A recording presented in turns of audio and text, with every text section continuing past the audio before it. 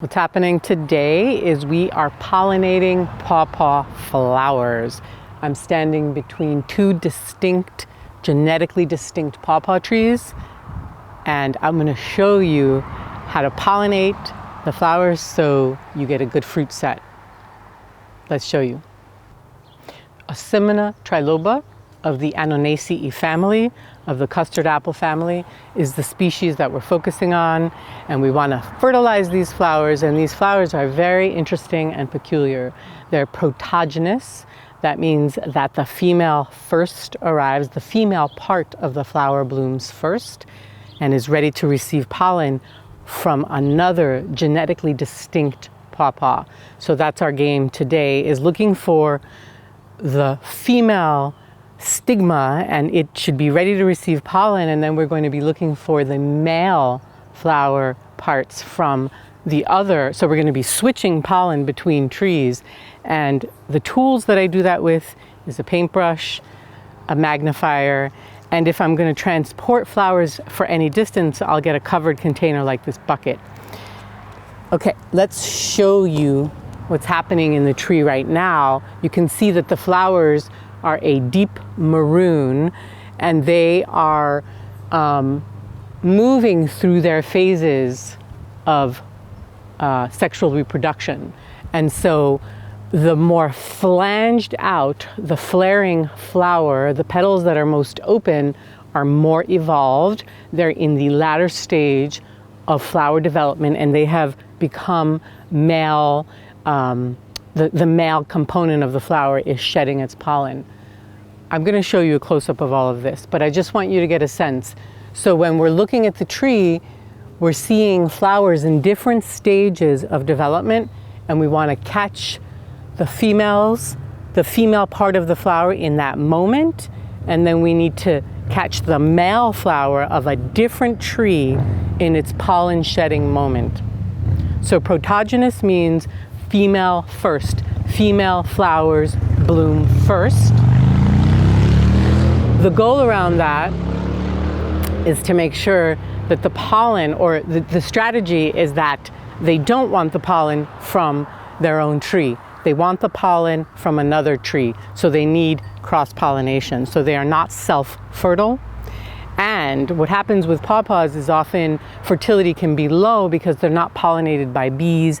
They're pollinated by flies and gnats and weird insects. I mean, beautiful insects too, but so there can be low fruit sets. So I'm going to show you what I do. By the way, these two trees are close enough that hopefully enough of the fly activity happens, the gnat activity happens, and fruit does happen, but I want to make sure that fruit happens, and so I do my Cupid thing, where I become the pawpaw flower fairy, the Cupid pawpaw flower fairy.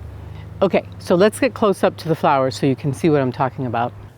So I am looking for the male part of the flower shedding, making pollen, spreading, and I see one right here. This is a perfect one that I can take from this tree, and I'm going to bring it to that tree and look for females to pollinate it with, female flowering parts. Let's just pluck this twig off and move to better light so I can show you what's going on inside the flower and give you those details. Here's the twig we picked. This is the immature pawpaw blossom.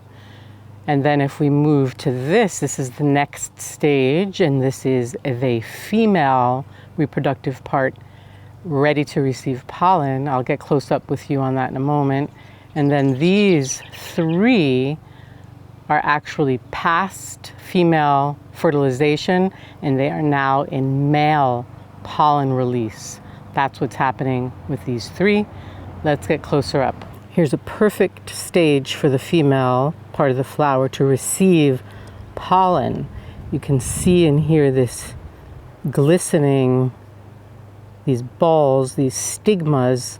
The stigma is ready to receive pollen, and this flower, just to show you this part here, these cool bumpy this bumpy ball underneath the green stigma, that is where the male anthers will develop and shed pollen in its next stage that I'm going to show you. But right now you can see this is beautiful time to pollinate this female with pollen from a distinctly different pawpaw, genetically different.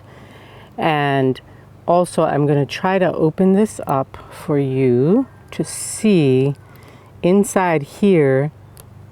It's so cool. These 6 petals are gorgeous, and I'm opening them up and letting you see these green tubes that the stigmas are attached to, and when fertilized, that becomes the pawpaw fruit.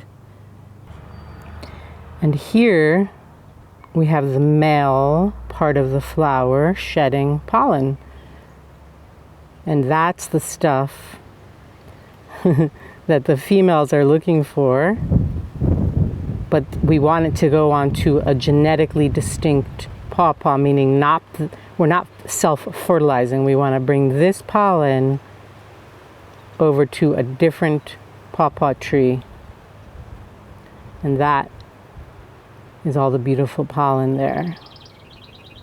And also, just so we're here, you can see the female part here that we looked at a moment ago is further along, more mature. You can see the green, these green tubes, and this was the stigma that was sticky, and now it's actually blackened and it's shut off and it's not receiving any more pollen. It doesn't want the pollen from its own flower.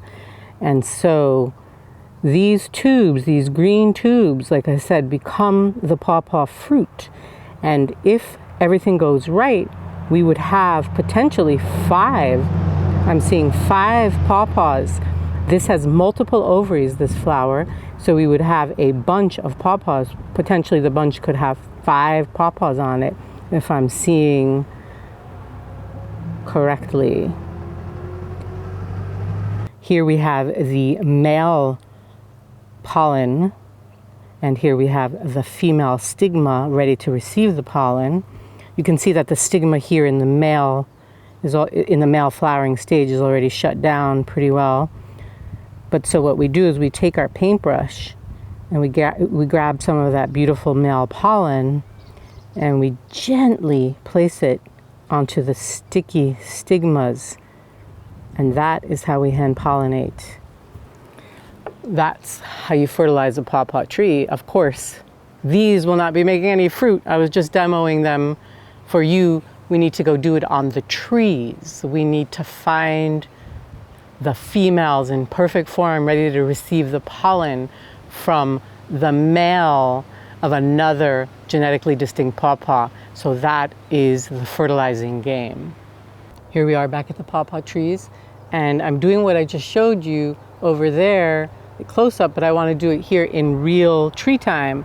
So I want to find the male stage, the pollen bearing stage of a flower from this tree. I'm going to sacrifice it, pluck it off, and I'm going to take it over to this genetically distinct pawpaw tree here, and I'm going to look for flowers that are in female stage, and I want to give them the pollen from the male of the other tree. So I'm looking for those stigmas that I showed you up close that look plump and juicy and receptive, and I want to just gently brush the pollen onto these receptive, juicy, glistening stigmas. And I want to do it really gently. It's very satisfying to be Pawpaw's Cupid right now. And looking for more of those stigmas in receptive stage. And now, as you can see, we could just keep on doing this as long as you have patience. But I want to reciprocate. So I want to do the same thing to that tree. And I want to pick a male pick pollen that's shedding from a flower that's in its male stage. The anthers have matured and are producing pollen. I want to pick it from this tree and I want to fertilize the female reproductive parts of that tree. Are you with me? Let's do a recap. We're gonna have a lot of pawpaw fruit perhaps, if all goes well. So let's just do a quick recap. Pawpaw fruits develop when a pawpaw blossom from one genetically distinct pawpaw tree fertilizes another. And that's what we had going on over there. So if they're cloning, that's not gonna work. You need to have either a tree grown from seed or a cultivar that's different from the other cultivar. And let's just quickly recap what's happening here. We can hand pollinate to ensure fruit set because pawpaw trees often have a low fruit set because the flies or the insects or whatever don't always do a good job. Or even if they do, I like to make sure that I'm gonna have an abundance of pawpaw fruit because it's an amazing fruit. If you don't know about the amazingness of the pawpaw fruit, do check out our other video lesson on pawpaw. But back to the recap. So the pawpaw flowers are called protogynous. That means that the female flower blooms first. That is a strategy for receiving pollen from another flower of a distinct tree. They don't want the pollen from its own flower. That female, that stigma gets glistening and sticky and receives the pollen, and then what happens is it shuts down and the male part of the flower develops and the anthers release the pollen, which is then used to fertilize that other pawpaw tree, right? So you have this bizarre type of pawpaw flower evolution so that it can receive pollen and cross-pollinate from distinctly different genetics, right? We want different genetics. And then don't forget that that beautiful stigma connected to those green tubes, they can actually, if fertilized and things go well, become plump pawpaw fruit. You can watch them develop. I've actually had 5 pawpaws develop from one flower. So I think that's everything. I'm pretty excited about fertilizing pawpaw flowers, and I hope you are too. If you've enjoyed this and you'd like more, check out my online course, Wild Food Health Boosters and Herbal Remedies, at wildfoodhealthboosters.com. See you next time.